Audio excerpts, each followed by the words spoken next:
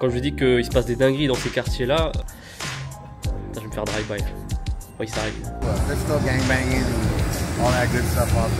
Oh, pistolas, armas. Non. Je veux bien m'intégrer les mecs, je veux bien jouer RP, mais là c'est trop. Et vous voyez que c'est actif de baiser. You never leave a gang unless you're 6 feet underground. So I've never left. You see, we just pulled up to a local show. If we didn't get along, it's either shooting or fighting. Bon, pour ceux qui savent pas, moi je suis un adepte du RP. J'aime bien jouer roleplay sur GTA San Andreas, j'ai testé un peu sur GTA 5. C'est le plus connu, moi j'aime pas trop. Et là le problème c'est que j'ai une folle envie de RP, mais il n'y a aucun serveur. Il n'y en a aucun qui me donne envie et j'ai pas envie de partir sur GTA 5, moi j'attends GTA 6. Voilà, j'ai pas envie d'RP d'ici là. Mais le problème c'est que je veux jouer. Donc je me suis dit, tu sais quoi? On va aller à la source, on va aller là où GTA se sont inspirés et on va aller jouer IRL. On va vraiment faire voilà, une approche, on va grind, on va essayer de choper une voiture, et on va essayer de faire des scènes, on va rencontrer des gens. C'est mon perso IRL, voilà, c'est mon perso dans la vraie vie, on va grind, on va RP. Bon les gars, ça commence mal. On est à Los Angeles. Regardez-moi, il y a un tag ici. Je disais, on est à Los Angeles, on est à pied, frère. Je crois que c'est la pire ville pour être à pied, tu peux rien faire, tu peux aller nulle part. On n'a pas de voiture. Regardez, je dois prendre le métro carrément. Sauf que le métro ici, c'est ghetto. Bah vous voyez, c'est les rails avec le truc au milieu là, c'est vraiment comme sur GTA pour le coup. Donc voilà, on va prendre le métro à East Los Angeles les mecs. Je vous montrerai si... T'as même les flics ici frérot. Et on verra ce que ça donne.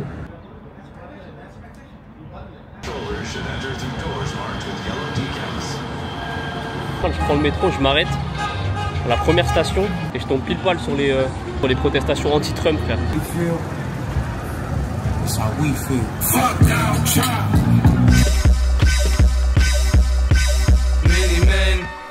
So what exactly do you have against Trump? They want to deport my family! Wish death upon me. Blood in my dog and I can't see. I'm trying to be one best. Right there! IRL-RP media! Right there! Homemaker to the border! Le mec c'est bien beau tout ça. Mais en attendant, on est toujours à pied. Il faut vraiment une caisse et j'ai peut-être un bon plan. C'est pas encore sûr. Je dois encore prendre le métro, le bus et tout. Bon, je sais pas s'il y en a qui vont reconnaître l'endroit. Mais en gros, j'avais contacté cette concesse parce que j'avais vu sur internet, ils avaient des véhicules assez sympas en location. Je me suis dit, c'est quoi, je vais aller les voir et je vais essayer de choper une épave. Pour commencer, tu vois, le RP tranquillement, doucement. Sauf que les gars, j'ai pas résisté. Le mec qui m'a fait une offre de fou malade pour cette caisse, les gars. Matez-moi ça. Dodge. Bon, les gars, je vais pas trop vous spoil. On se trouve au spawn et je fais une présentation.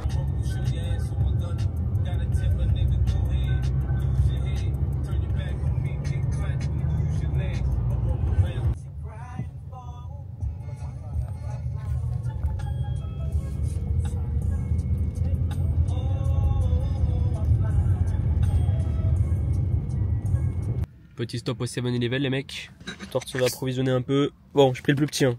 Le plus petit parce que ici c'est des baisers sur les tailles.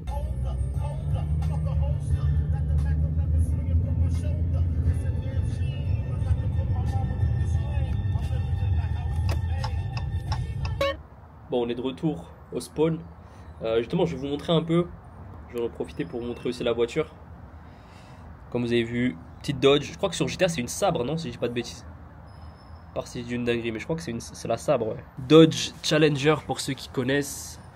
Et on va vous montrer, je vais vous montrer un peu ça. Le quartier, je vais vous faire visiter le spawn aussi rapidement. Donc déjà par rapport au quartier, vous pouvez voir que j'ai choisi un spawn plutôt ghetto. Parce qu'en gros voilà, je voulais commencer dans les quartiers chauds. Là on est à East LA, East Los Angeles. Si vous voulez vous situer sur la map, c'est Los Flores en fait de San Andreas. Vous voyez, je commence par la voiture vite fait. Petite Dodge Challenger, je crois que c'est la 2023 si je dis pas de bêtises. Donc voilà les gars, elle est plutôt compétitive. Je suis pas un pro pour donner caractéristiques et tout, mais débrouillez-vous pour ceux qui veulent avoir plus d'infos, mais très très sympa. En plus c'est pas cher les locations ici, c'est beaucoup plus rentable que de prendre évidemment taxi et tout tous les jours. Donc voilà les mecs. Donc pour le spawn, comme j'ai dit là on est à voilà, quartier East Los Angeles.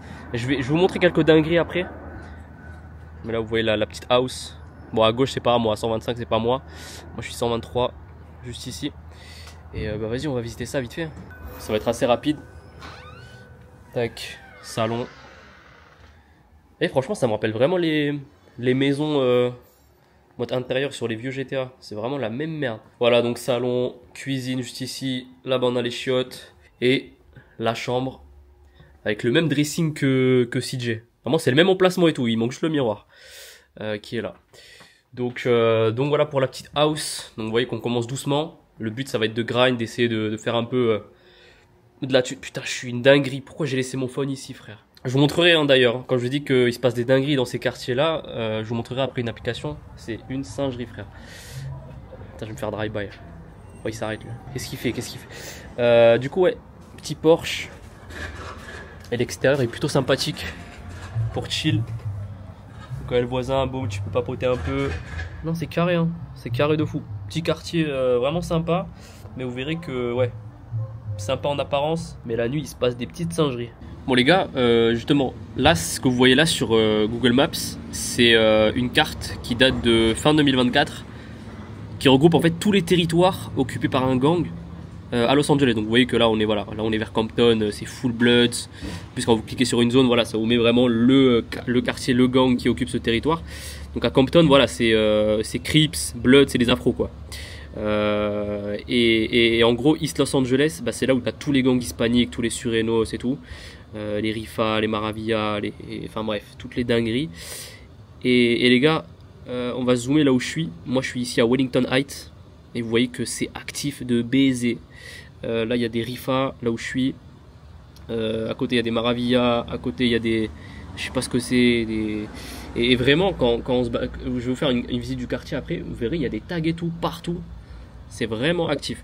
Et même on discutera un peu avec des gens qui habitent ici pour leur demander directement à la source.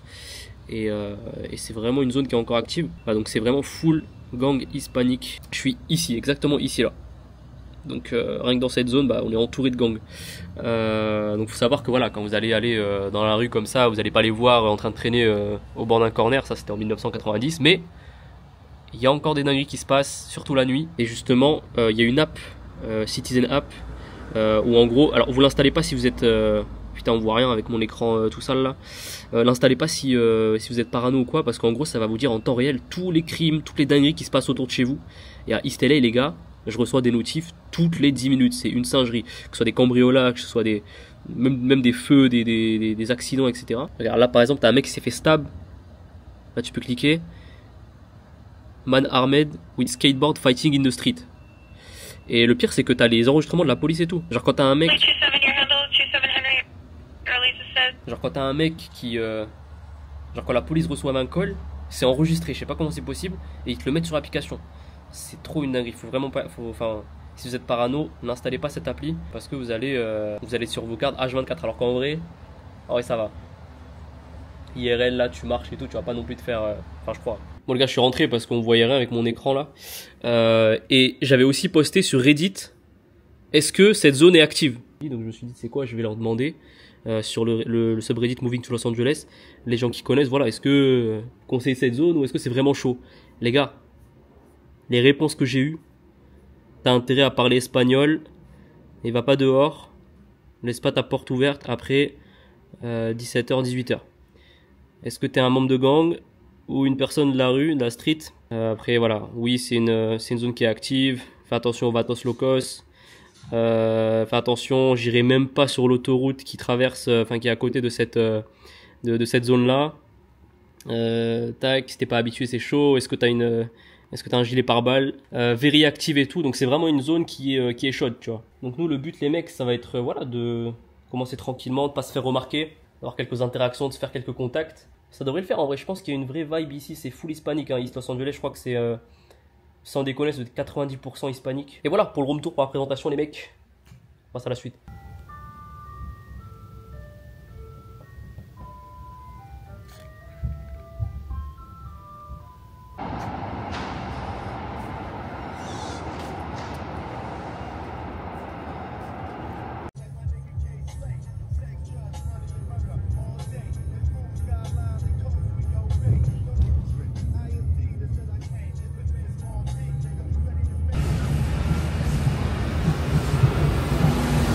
Bon, les samedis, comme tous les samedis dans le quartier, c'est rassemblement de lowrider.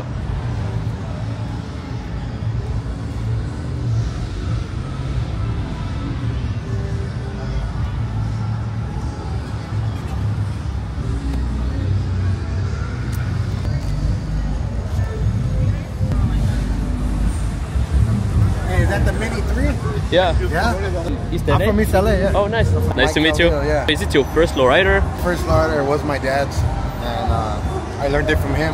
He started lowriding since the 60s. You cruise with it every weekend or how Try often? to every weekend or go to a car show or something, you know. We're just here with all the family right here, you know. It's all the lowrider life family, you know. So you're from East LA, right? From East LA, born and raised. How East LA changed since the 90s? How has it changed? Yeah. I mean, not really much. It's still the same. pretty I much. mean, it's a little bit calmer, a little, I guess. You know, but there's still gangbanging and all that good stuff out there. You know, Still active nowadays? still active. Yeah, it's active over there. So yeah, but you know, we come here to have a good time and you know just cruise it. And that's, Yeah. You know, and have All a beer. good. You know, all in. There you go. Incroyable, frère. Non, celle-là, elle est trop, frère. Elle est incroyable.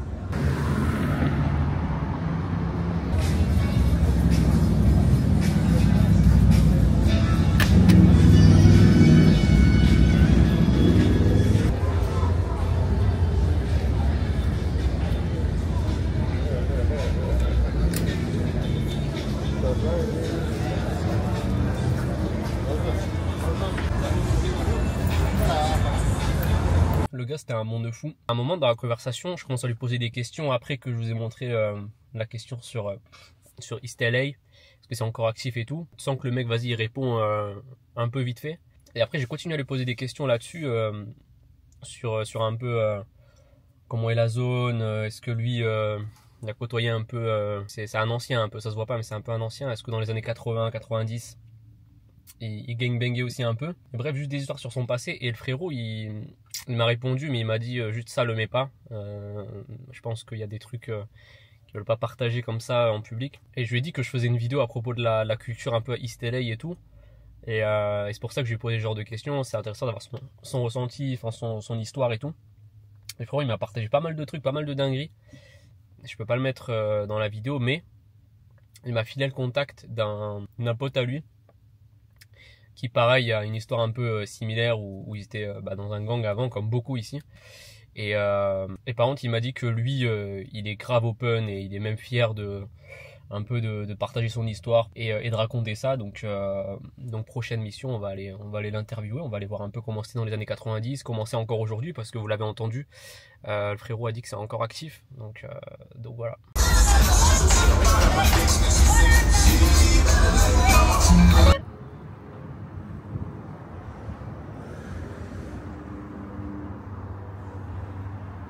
Fait très beau comme d'habitude. Et les gars, petite parenthèse, mais vous voyez la casquette LA, casquette avec marqué LA dessus là, qu'on voit un peu partout. Est-ce que vous saviez que ça vient des Dodgers? Enfin, ça vient de là en fait. Et il y a peu de personnes qui le savent, tellement c'est connu maintenant la casquette LA. Et bref, les Dodgers, c'est une équipe de baseball qui est très très supportée ici à Los Angeles, et plus particulièrement à East LA, par la commune un peu hispanique, etc. Et ils ont gagné les championnats là cette année. Je crois que c'était pas arrivé depuis les années 80, 88 je crois.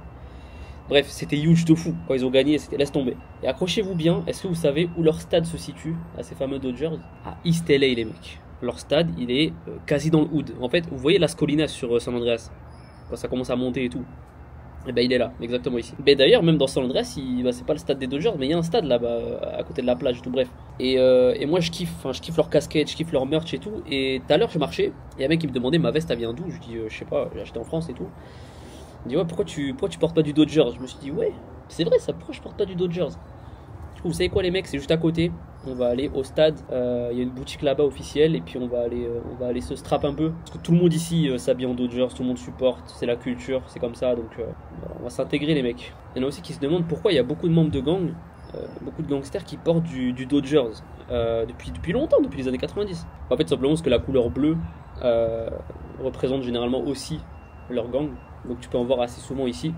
Mais quand tu portes du Dodgers, ça veut pas dire que automatiquement t'es membre de gang du tout. Vas-y, mission, aller se saper un peu Dodgers, c'est parti.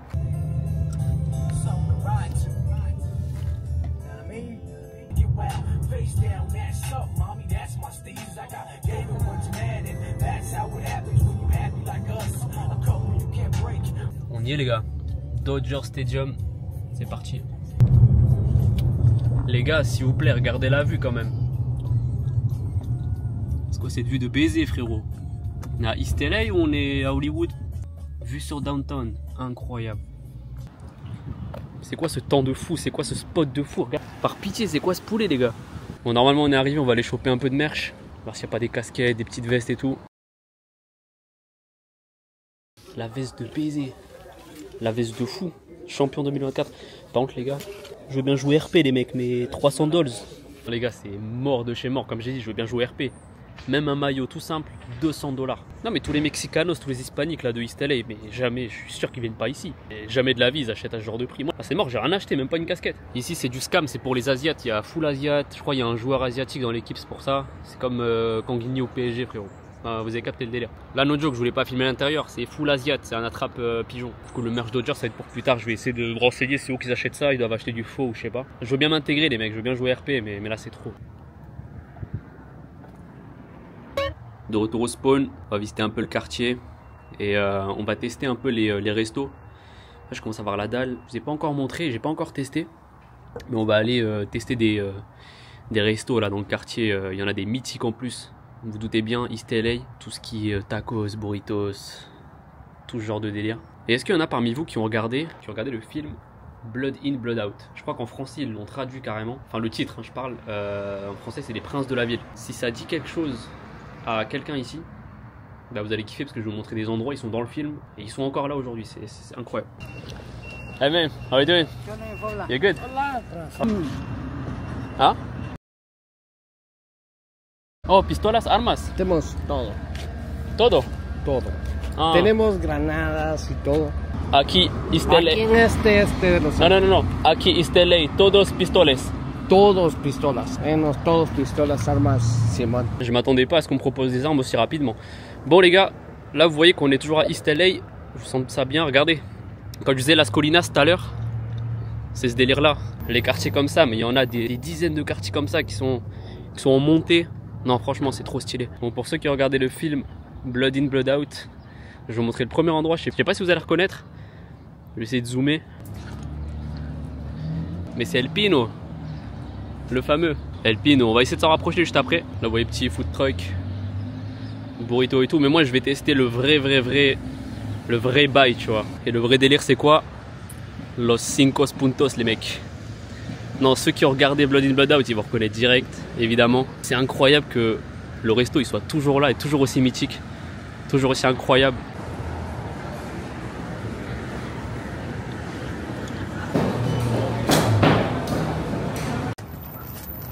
On a le stuff les gars, 5 puntos. Là je veux un petit food truck, on va prendre, parce que là j'ai pris burrito. On va aller se prendre un petit taco chez lui.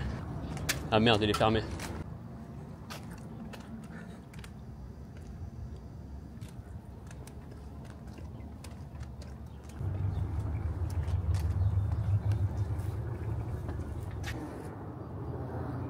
Bon les gars, on est arrivé. El Pino. Pour ceux qui reconnaissent cette rue là, c'est là où ils passent pendant le DDF. Et à la fin, ils se retrouvent ici.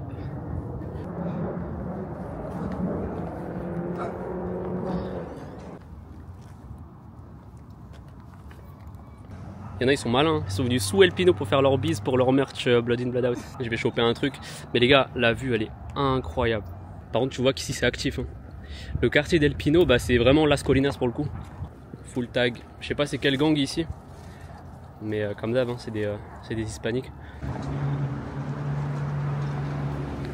Là, on est en plein dans les quartiers actifs.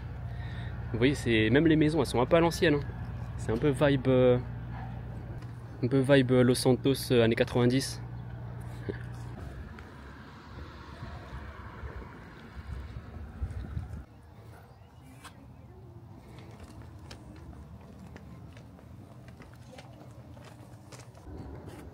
Bon là il y a eu un problème de mapping, je crois, ils sont dans Red Dead encore.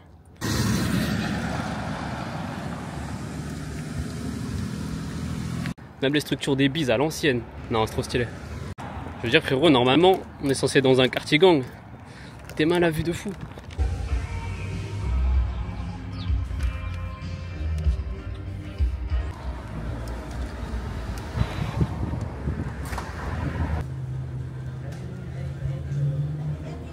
Je me suis perdu dans les hoods les gars, c'est incroyable. et j'ai oublié de manger. Donc vas-y, je vais grailler ça en bien, pas faire une vidéo dégustation. Voilà les gars, comment ça se présente. 1, 2, 3, let's go.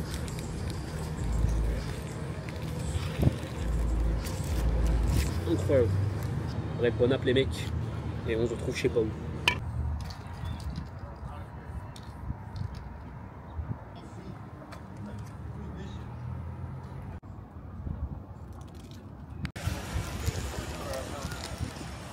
You want to put the lights on for you, brother? You Oh, like it will be amazing. Yeah.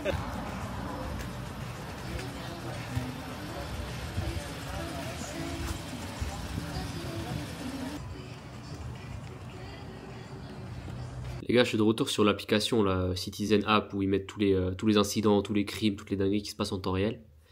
Et là, les gars, regardez, juste sur ma zone, hein, juste sur la zone qui se balaye là, c'est juste autour de chez moi, c'est quelques rues autour de chez moi.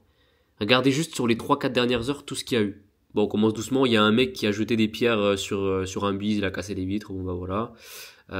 Fight dans un bus, ok.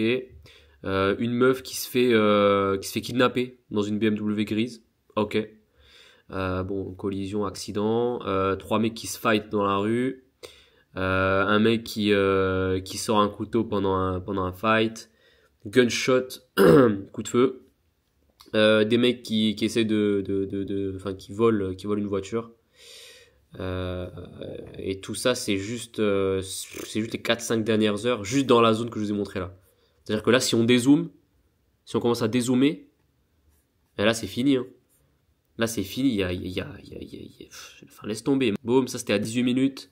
Police activité, trash fire, cambriolage, un mec qui vole au magasin CVS, police activité, personne assaulted. Et ça c'est juste sur, enfin je sais pas si vous vous rendez compte, regardez, c'est 1 minute, 1 minute, il y a 1 minute, il y a 1 minute. Enfin, c'est une dinguerie. Regardez, il y a 1 minute, il y a 1 minute, il y a 1 minute, il y a 1 minute. C'est une singerie. Mais regardez, tout ce que vous voyez là c'est 1 minute.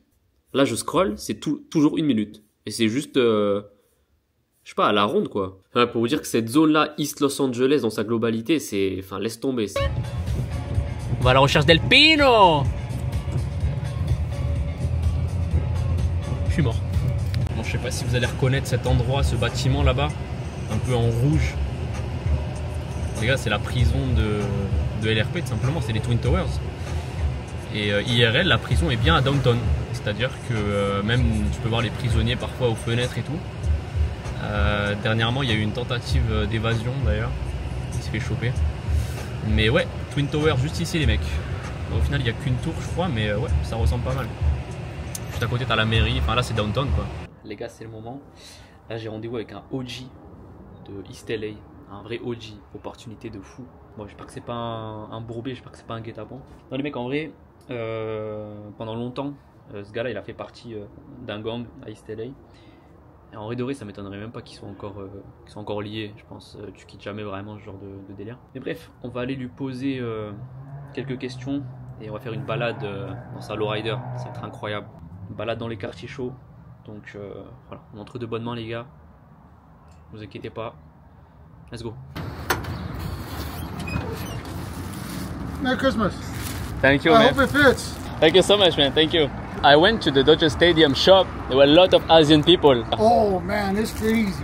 The last time I went to a Dodger game, they're everywhere. Everywhere. I was like, before it was majority was Hispanics, Mexicans from LA, around LA, Los Angeles, but now The shop, it was full of Asian people. Yeah? Maybe that's why they raised the price like this, because they have money. They're getting a lot of revenue from Otani. Back in the early 90s, real bad with gangs. Straight ahead is the housing projects, and in that small area there was over maybe about 8 different gangs in there. Okay, so even nowadays, still some projects here, still active gangs in this area? Well, there's still projects. There's still active gangs, yes. I know the Liso Village projects, they knocked them down and redid them. And now it's like a gated community. Okay. Yeah, I saw they are taking down a lot of projects, even in, you know, Compton and everything. And they're turning everything into like more modern housing projects. Exactly. Can you explain us like your connection that you have with East LA, Ball Heights? Did you live here? Did you grow up here? I was born in East LA. There's a local hospital in East LA that I was born in. And my parents grew up in Boyle Heights. So this area that we're in now, my parents. So, and then at a small time, there was a small time where I actually lived with my grandfather. My father went to prison. And then my mother lived in East LA. I moved with my mother. I lived in another housing complex, projects, which is over in Maravilla, in East LA. So yeah, I have a connection with both Boyle Heights and East Los Angeles. And then after, for a long while, I lived with my grandmother in City Terrace. And that's where I spent most of my life growing up. You know, from a teenager, we lived there around 15 years in City Terrace. I grew up there. I went to school in the local area, and that's when I, you know, met a lot of friends. We grew up, we got into a gang, and that's when I started, you know, living that type of lifestyle. Là, les gars, ils nous ramènent musique assez douce. Là, ils nous ramènent un rassemblement de lowrider. Comme je l'ai dit, hein, tous les samedis, on a toujours un East LA, Boyle Heights. Du coup, là, on est à un spot de fou. With all your love and all your charm, let you get away from me, baby. No, all because you're the girl of my dreams, and I love you.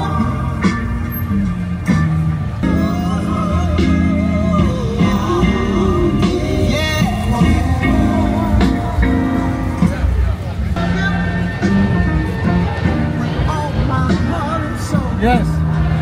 Look, I'm going slow. I can never let you get away from me, baby. That would be just like a dream gone. You guys want to park? It's your love, I wanna be forever and a day, yeah. Because,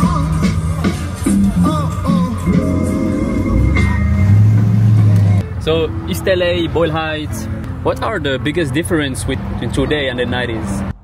Gentrification is one of them. You have a lot of people from the East Coast. Probably, most likely, they're buying it cash at a high value. Let's say I want to buy that home. It's worth $300,000, that property, and they're giving people $500,000 and saying, buy your house here, cash, $500,000. So now that property sold $500,000, now this property value has just went up. So because that is happening, that's why prices are going up. So a lot of these local people that lived here for years and years, a lot of our ancestors that grew up here are being forced out because they can't afford the property value anymore. Yeah, so the big difference now, obviously, like I said, gentrification, and then like the gang culture has changed also. When I was running around the streets, hanging out with the gang, there wasn't as many laws. I mean, they created a lot of laws to put a lot of people in prison for the rest of their life. That has changed. That has taken a lot of people off the streets, and the culture is different now. So if you think about it, a lot of people that got life in prison, a lot of their kids grew up without parents, without a father, so didn't really teach them, didn't really get to spend the time with them to teach them about our Chicano culture. So that's why it's changing now. You know, a lot of these, if you look at gang members nowadays, they don't look the same as the gang members from the 80s or 90s. It's no longer bald head, khakis, and a white t-shirt. Yeah. You know, these guys are wearing hoodies, sweatshirts over their head when it's 100 degrees outside, and they're wearing hoodies, you know, and pants, and they're sagging to below their butt. So there are still gangs, but it's not the same anymore. Exactly, it's changed. It's changed a whole lot. And I guess it's less active too. Like if you compare to the 90s, it's not the same. It's not. It's still active. You still have your handful. I mean, we're gonna go through a big a neighborhood that's been around for a long time, for generations, and they're very still active. Yeah, VARRIO Nuevo, and these are projects that are still here. These are all projects. This is a gang that's very respectful in the East LA and Boyle Heights community.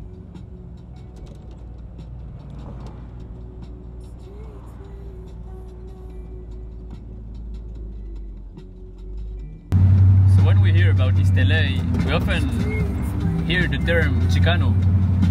So what is a Chicano exactly? So Chicano is Mexican American, someone that's born in the United States. So for example, my father is born in Mexico and I was born in the United States. My mother is actually a Chicana. And Cholo? Cholo is a Mexican American gang member. Ah, okay. So this is the difference between the two terms, Chicano and Cholo. Cholo is a gang member, but Chicano is not always a gang member. Correct. So you can be part of the lowrider culture, the Chicano culture, without being a gang member. That's correct. I mean, a lot of us in the lowrider community have been from a gang. A lot of them are not from a gang. I've turned to lowriding to get me out of that gang culture. Lowriding, there's no part of gangs in lowriding. Like you see, we just pulled up to a local show, yeah, and I could drive through there without having any problems or any issues because we're lowriding. If we were to drive in there maybe in a different type of car and go in there looking for trouble, like if we're gang members, it'll be a different subject, different story, different conversation. So we could go anywhere. I could park and go to a car show and park next to somebody that used to be a gang member, but not one time will we mention where we're from. Maybe we'll talk about, okay, I grew up over here, you grew up over there, but not one time will we mention, oh yeah, I'm from this, I'm from there, or get involved in gang politics or gang conversation. The majority of the time, our conversation will be about lowriding, who talk about our car, stuff. It's changed. In the 90s, you know, when I was active in my gang, going to Whittier Boulevard, there's three things that we had to worry about. It was running into another gang member, the cops, or we find and meet women.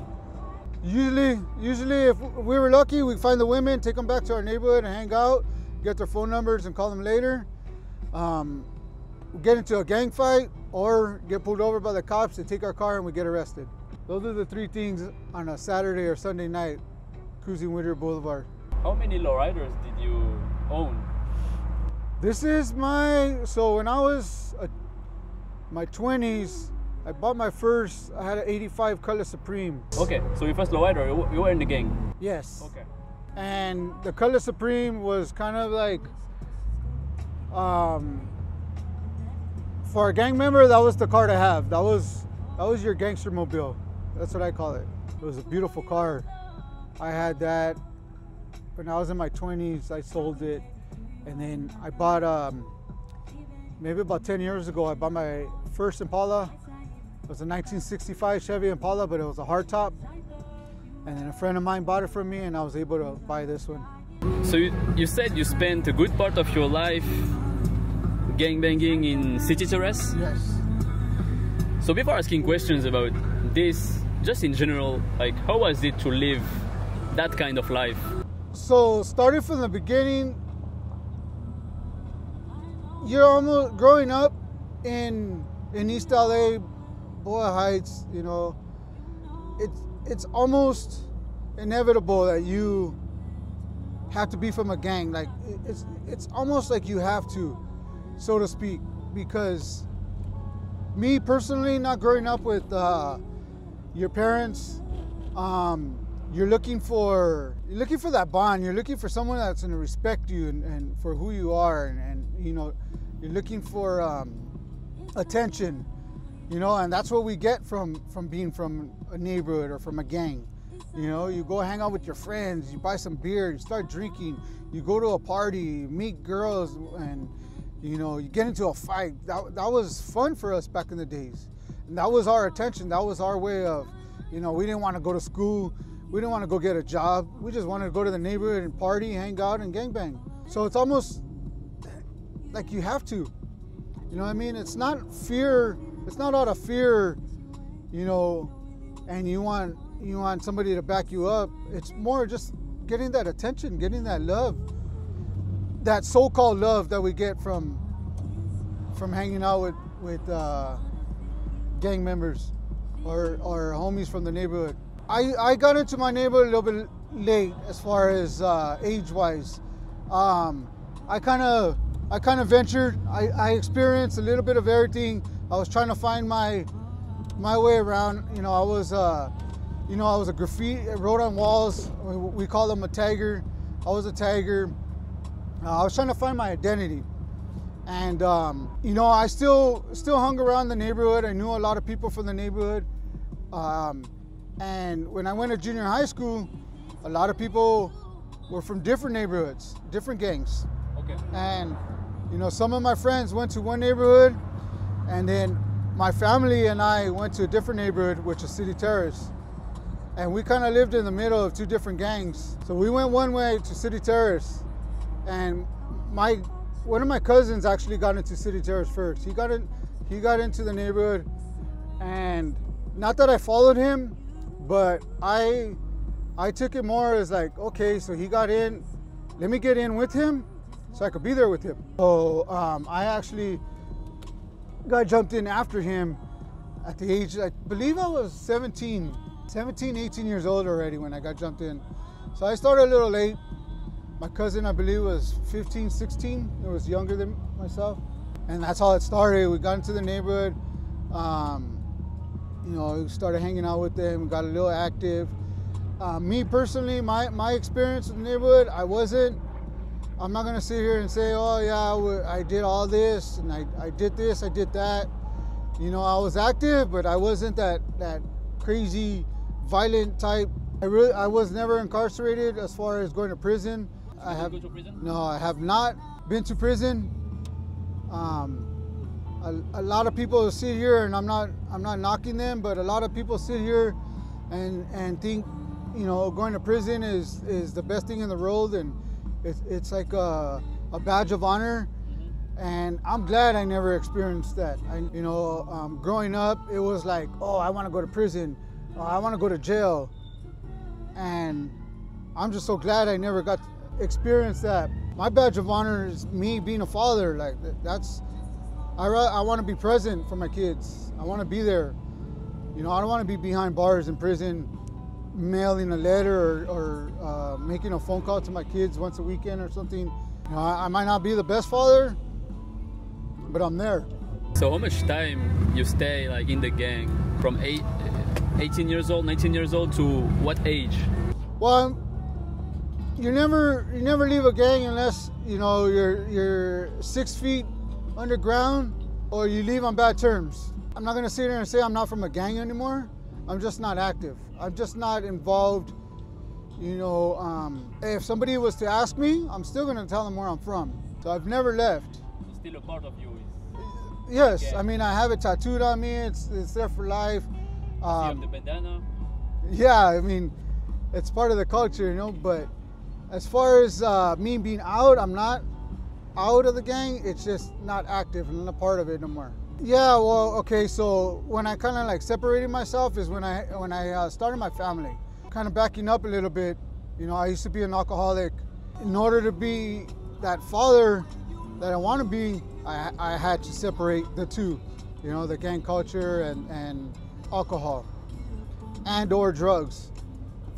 You know, that was that comfort that I had. You know, the gangs and the drinking and doing drugs, that was that comfort that made me feel like at peace. It made me feel like it eliminated all your problems, and you know, which at the end of the day, it was just an illusion. It was like smoke and mirrors, because it's temporary, because at the end of the day, you're creating more problems. The gang you was in City Terrace, it still exists today? Yes. Still active? Yes, still active. I'll take a ride down into City Terrace to show you the area. There's also a part in City Terrace that the movie Blood In, Blood Out was filmed in. Are you considered as An OG? You could say that. I've been from my neighborhood for over 30 years. What is the difference between gang member and gang banger? I would say someone who's active and not active. So using me as an example, I'm a gang member, still from my neighborhood, but I'm not active. What was a day in the life of a gangbanger back in the days? Like a typical day. What's happening? Your daily life. Shit, let's make me reminisce. Getting up in the morning, finding out what you're gonna do for the day.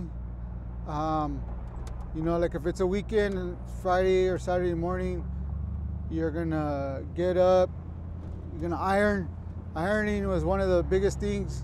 Get your dickies creased up, you know, get your brand new Cortez, iron your bandana, your shirt, you know, and then go to the neighborhood. Whether there's a party in the neighborhood or somewhere else, we'll all get together and meet up and go to party, you know, and a lot of times go party, then you come back to the neighborhood or you're still in the neighborhood and either another gang's gonna come and you know, whether it's a shooting or a fight, or, you know, go right on walls, go selling drugs to make your money. You know, go out with girls. You know, when you're in the neighborhood, you know, get drunk and fight with your homeboys. Or, you know, a lot of times you get arrested. If the cops catch you, go to jail. Get out, do it again. So you've been arrested without going to jail or never? Well, I've been arrested. I've been to the local jail, did a few months here and there, but nothing for violence, you know, just maybe small misdemeanors. So one thing with Chicano culture, they express themselves with art, with murals.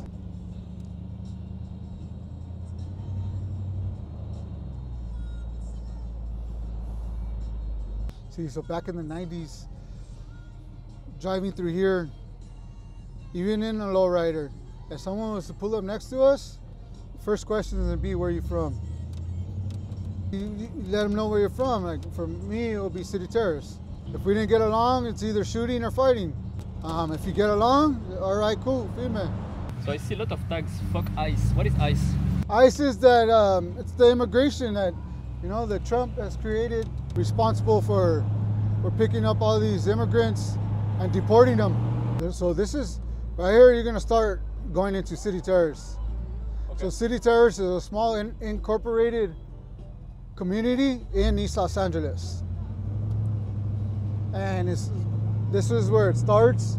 Right here, there's a jail. It's called Silverbrand Women's Jail. It's also the sheriff headquarters. So right here is one of the scenes in Blood In, Blood Out. Right here into this alley. It used to be open. The part in the movie is when Miklo, he gets into a fight with his father in San Francisco, and then he comes over here and he's walking to his mother's house, and he's walking in the alley, and then he sees a painting of the Virgen de Guadalupe, and I believe he says a prayer. So this is your hood? This area here, my cousins used to have a house there. My brother lived right there in the corner.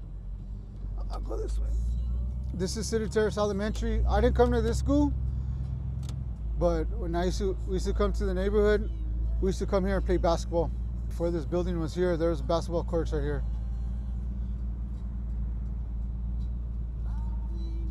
So up this street is where we used to hang out.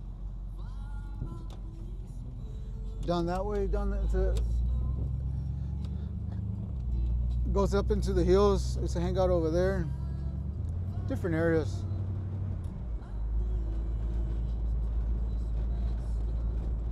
Là, les gars, il nous a fait visiter son hood. Yeah, this is all our neighborhood right here. We used to hang out over here also in the alley. This is one of the famous liquor stores, Eva's Liquor, we used to come to.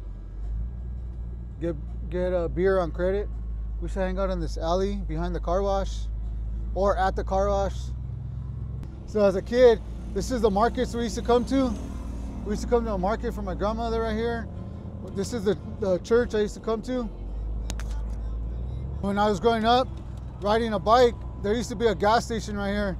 And I used to have to come and bring my bike right here to come and put air in my tires. Hey, this is the laundromat.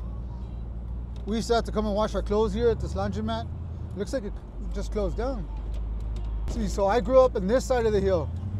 Like I was telling you earlier, it was kind of in between two different neighborhoods.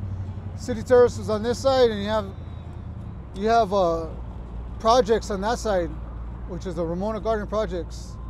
And I grew up right here at my grandmother's house. So as a kid, we used to ride our bikes. We used to call them the factories. A lot of businesses over there, the factories. We used to go in there and just ride our bikes and do stuff. Right here in this corner, this little church right here, this is when we were kids. We used to play football in this grass. All right here, we used to play, there was about 15, 20 kids all playing football here, running around this church. We used to play baseball on this side. This empty lot right here used to be dirt, and we used to play baseball right here. Over the fence was a home run. So this is my grandmother's house right here, this big greenhouse on my left. So right here in the street, we used to play football. I used to play football on the street. When a car passes by, they yell out, "Car!" Then you have to move, wait for the car to pass. Yeah, this is my grandmother's house right here. This is where I grew up. All of us living in this house. Down the hill, I used to have my car. When I grew up a little bit older, I had cars. Parked my cars down there in the garage.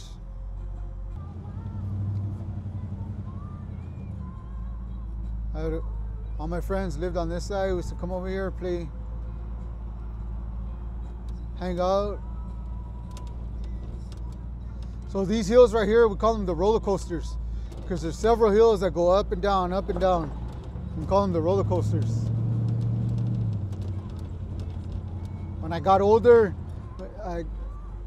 teenager, we used to steal cars and we used to bring them to the roller coasters and go fast up and down these hills. I have a lot of good friends that still live in this area. All these streets I used to run around when I was a kid. Had friends everywhere. Go to their house, play video games, play basketball outside, hang out. So you had the big playground. Yeah. Really big. And then back in those days, we're talking about late 80s, very early 90s. I mean, I'm what, 10, 12 years old. We'll be running around these streets until dark, you know, hanging out with friends. So your gang in City Terrace, like the enemies, they were around here or far from there? Well, the enemies, a lot of them had where I told you, where the roller coasters, somewhere next, the hills next to us. You know, it was very close by. Right here, it used to be a different neighborhood, but we really didn't have no problems with the neighborhood around here. So do you see your gang banging period as a chapter of your life, no regrets, you learned from it, it shaped who you are today, or it's like, how do you see it? I don't have no regrets in that chapter of my life. I mean, obviously, yes, if I had to choose, I would probably say, okay, if I had a choice, I wouldn't want to experience that. But I would honestly say that, I mean, I'm glad I experienced it because, you know, you learn from it.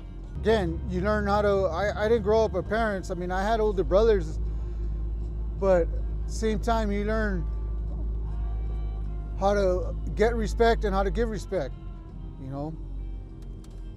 You learn street smarts. Street smarts is not taught in our schools, you know. You don't learn it every day. Or you can't go to school for it, you can't look it up online. You have to experience it for yourself. Again, no regrets. Yeah, because at the end of the day, you are the person you became today. Exactly. You know, alcohol and drugs, I don't want my kids, you know, doing that. I experienced it so I could teach them what's right from wrong.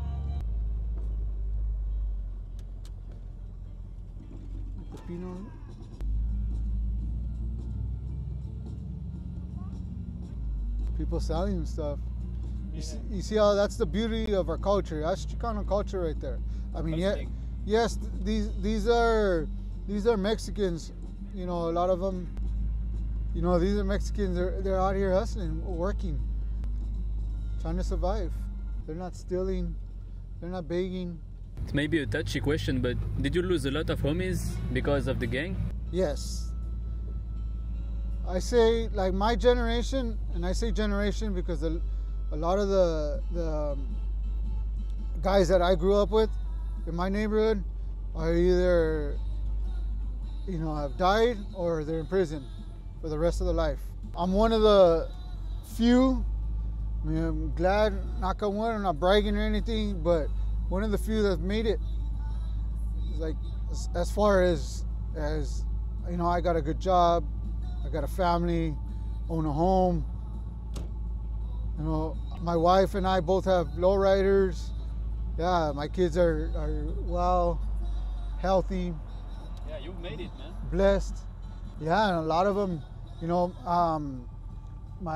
two of my cousins passed, which I say cousins, but you know, I told you we grew up in a house with three generations, three different families. So we were like brothers and sisters in that household. So two of my brothers passed away.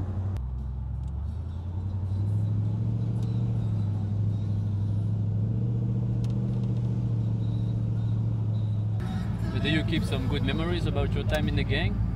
Yeah. Some good moments? Good moments, good friends. I mean, I hate to use the word friends, but you know, I'm glad I met a lot of people. Got to experience a lot with the homeboys. Whether it's you know, growing up, hanging out with them, that's a good experiences. Whether it's, you know, going to a club and fighting, you know, and a 5-on-5, you know, getting into a club brawl with the homeboys. You know, driving down the street and getting shot at. Those are our type of experiences back in the days. Yes, not good ones, but that's how we lived our life. That was exciting for us back in those days. So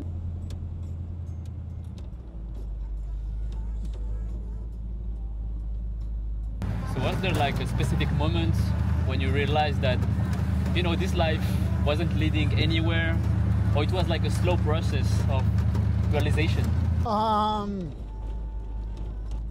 One of them had to do when my cousin passed away. You realize that's not the life. Why end up in prison or dead and let my kids grow up without a father, without their parents?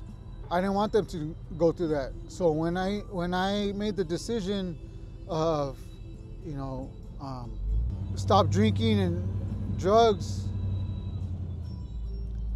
was when I realized that I wanted to be a father. It's hard to explain. This is where I stay. Yeah, so this is Indiana and First. So what was the transition between the time you were still active and the time you stopped? It was like slow transition, or okay, stop? Yeah, it's just eventually. It doesn't happen from one day to the next. It's just eventually. I think what did it the most, you know, I had a job, so I'm working. So little by little, I stopped either communicating or going to the neighborhood, or it's overtime. You know, I still communicate with a lot of friends that I grew up with, as far as in the neighborhood that are my age or older. You know, still a phone call away. How you doing? Check in. I got a friend. One of the homeboys is, he has a lowrider, so he goes with me places, to different shows here and there once in a while. So now that you have kids, maybe you can answer to this question. Let's say you can say something to the 17 years old Ernesto. What would you say today to him? Get your priorities. Know what you want to do. Like at 17, I really didn't have goals. I didn't know what I wanted to do. The only thing I knew, one thing I've always dreamed of, was being a boxer. I always wanted to be a boxer. That was the only thing I knew, but I never set my ambitions. I never went to a gym. I never went to go train. I would say like I really didn't have any idea what I wanted to do. What were my goals? I wasn't working. I never told myself, oh, I wanna be a, you know, a scientist or nothing like that. I didn't have goals. I was just living day by day. You know, wake up, like you said, you know, a day in the life of a gang member, go to the neighborhood and hang out with the homeboys and see what the streets get us into. You know what? I wasn't really a stubborn or a hard-headed person. I just really never had anybody to guide me. You know, my stepfather, my mom remarried, and my stepfather one time had a conversation with me because I was living with him and I was like headed nowhere basically, and he had a conversation with me about like a father-son conversation, and like, hey, you need to get up and do something with yourself and either go back to school or get a job. That was a good wake-up call. I took it as advice. I mean, it wasn't like spontaneous, it wasn't right there and then, it was just over time, but I did consider his words, and you know, I went out looking for a job and I found one. I had a few jobs until I found my current job that I've been working for the last 25 years. So that has set me straight. And I owe a lot to my stepfather for taking the time to give me that advice, to have that conversation with me.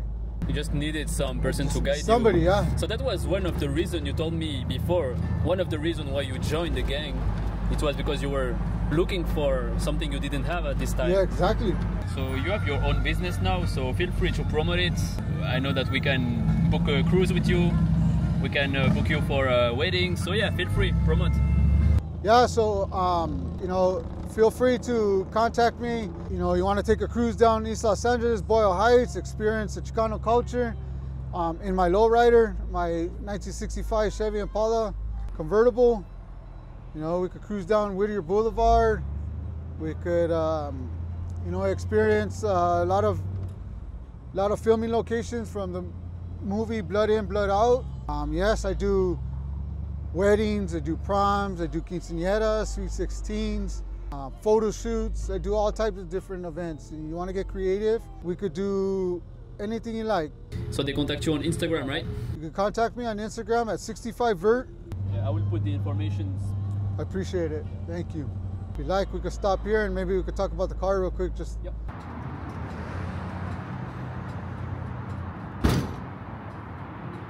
All right, this is my 1965 Chevy Impala Super Sport convertible. I've owned it for about 5 years now. This is a full frame off restoration. When I bought it 4 years ago, it was fully restored, completely done. Since I've owned it, I've done my touches to it, added a few upgrades. I've changed my transmission, changed my carburation, added a few chrome parts here and there. I put in, I got a front back air ride suspension. I have a tilt telescopic steering wheel. My steering wheel goes in and out. It tilts up and down, which is an upgrade. I've added my stereo system. One thing about this car, just you know, the beauty of it, you know, the color scheme, the white with the red interior, it's just, it's an eye catcher. Just love it.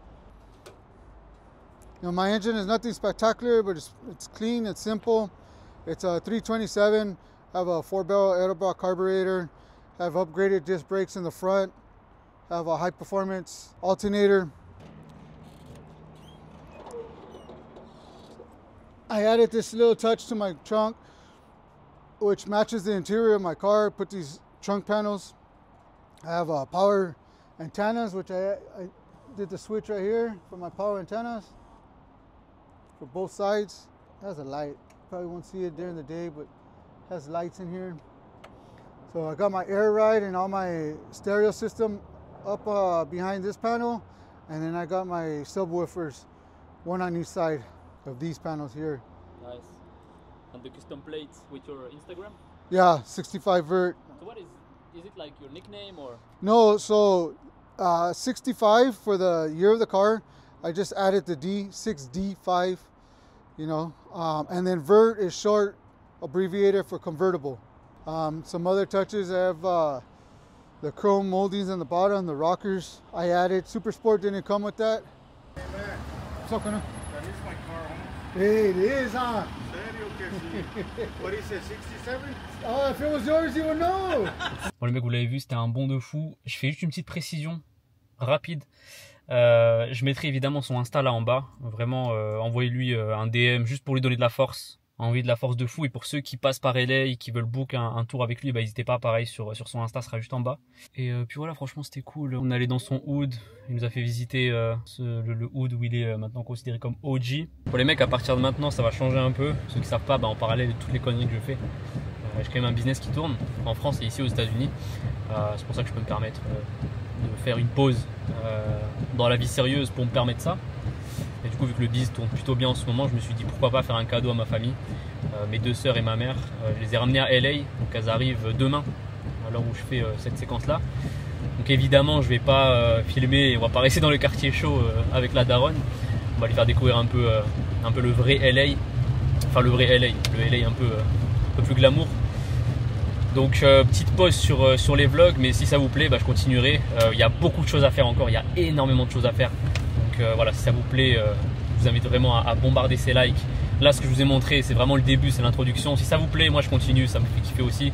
Et c'était une petite parenthèse aussi pour vous dire que les gars, bah, c'est des sensations les gars que je vous souhaite pouvoir voilà, faire ce que vous voulez de votre vie déjà. Qu'on vous dicte pas quoi faire et que vraiment voilà, si un jour vous voulez vous faire un kiff comme ça, un mois East LA, vous le faites.